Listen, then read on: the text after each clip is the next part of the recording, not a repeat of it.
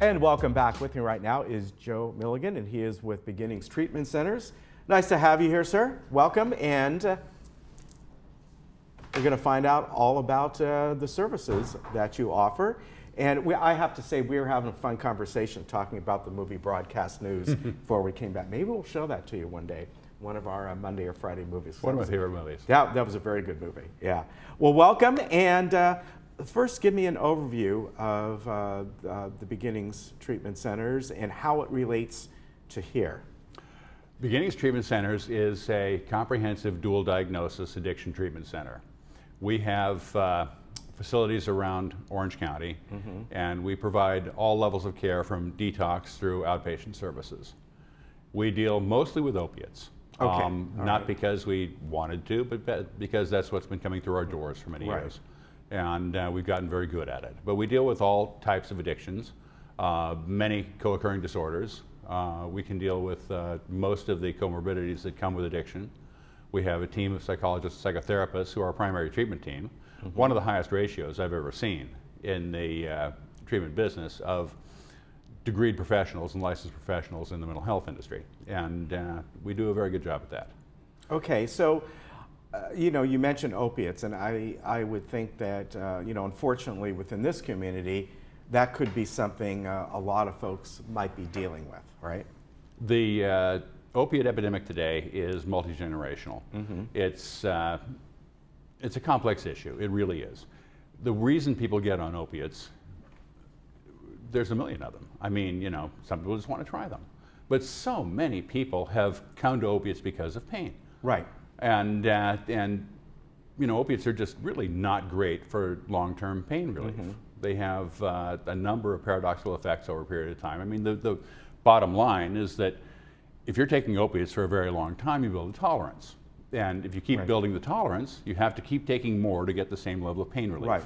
And eventually your body quits producing the natural endorphins that give you natural pain relief. So you get this paradoxical effect of hyperalgesia, where everything hurts more. Right. And it's just simply a poor substitute, but it feels so good. You know, it just feels so good. And we deal with people who are hardcore addicts. We deal with a great many people who are simply psychologically and physiologically dependent upon the drugs they've been taking for a long time. So we deal a lot with pain relief. We deal a lot with pain management. We deal a lot with alternative methods for pain management. And that's one of the key issues, because these people may have general acute pain for whatever reasons, and they want relief. And so they want to know, well, I don't want to be on these anymore, but I also don't want to walk around in extreme pain every day. How do I manage that? And that's a very difficult balancing act. It is a difficult balancing act. Now, I'm not anti-opiate for acute pain. Right. For acute pain, for short-term relief of very serious pain, there still is nothing better than opiates. Yeah. They just work for that. But they don't translate well to chronic pain relief. There are all sorts of other methods to deal with it, and the study is growing all the time. I mean, right now there's a number of things happening that are making this much more difficult for people with chronic pain. The doctors are unable to prescribe like they could before. And people who are having their doctor tell them that we have to reduce your opioids. Yeah. We just have to. I can't prescribe this anymore like this, or I'm going to lose my license.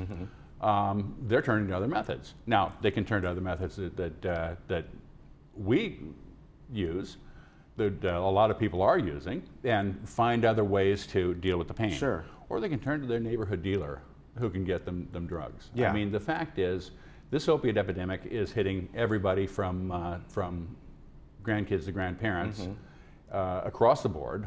It's no respecter of any sort of borders. And the fact is, you can get whatever you want. Yeah. Anywhere, anytime. Let me ask you something, just in your opinion, because you've been dealing with this one way or another for a while. Why do you think it's gotten so big? I mean, compared to 10 years ago? Is it just because the doctors, not blaming all the doctors, but just got to the point of we're prescribing these more because the drug companies, you know, get with the medical programs and say, here's all these new ones. You know, I don't know why. What's your? I'm curious. Well, what's I your have opinion? my opinions on that, but that would take a lot longer than we have today. I mean, you know, the perfect storm is the best way to describe it. Yeah. It's just been over a period of time. Yeah. I mean, for a long time, the doctors, like I said, the doctors have a very good reason for prescribing opiates. They work. Yeah. And they work for a long time before they don't work, and when they don't work a lot. Yeah. I mean, it's big when they don't work. But I mean, the problems are snowballing. Yeah. I mean, literally, it's a snowball, and the access has become easier to illicit drugs. The types of illicit drugs that are available now are growing like crazy. I mean, this fentanyl is coming across the border in wide amounts. They're mixing fentanyl with heroin. They're also bootlegging everybody's favorite prescription drugs, and they look just like the prescription drugs. They're coming across the border in I don't know, container loads. Yeah. And they contain fentanyl, and that'll kill you. It's Right. 50,000 times or 10,000 times more powerful than morphine. And they put it in. They don't have any quality control. You don't know what you're going to get. Right. But right. it's available, and heroin is available. And the price of heroin has gone down so much that people who don't have the access to the prescription drugs they did before have been able to turn to heroin. Okay. And they yeah. start, you know, I can't tell you how many clients we've had who would have sworn at one time they'd never stick a needle in their arms. Never. Yeah, that's a good point. Now, of course, people are going to say, or people are going to want to ask that maybe need this kind of help. How do I go about that? Does I would say majority of the people here are on some sort of Medicare program. Is that covered by Medicare? Or whatever, some of them are on the, you know, the Medicare Advantage, those type of things. We can talk about that. We don't take Medicare directly, Okay. but we do take a lot of the Medicare supplements. We take most PPOs. Okay. And many people have PPOs. We have other ways to finance it. There's other sources available, and Okay. outpatient works too. We have that also. Okay. And I mean, there's a number of issues that go on in this community, particularly. Not only is it an issue for the residents of this community too, but it's an issue for their families. And very often in a community like this, the seniors are the major influencers in the family. Okay. You know, they're as concerned about their grandkids as they are about themselves. Yes. And they can influence their grandkids. They can influence their own children and grandchildren. And this thing is going from top to bottom Right. in the whole family. And the only thing they can do is give us a call. I Okay. mean, we expect to take a call. We expect to be able to help anyone who calls us in some Okay. manner. All right, and the number's on the screen.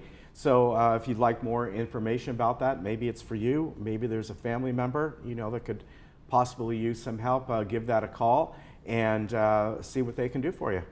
Joe, thank you very much. I appreciate meeting you and having you come on. And we'll be back in just a moment.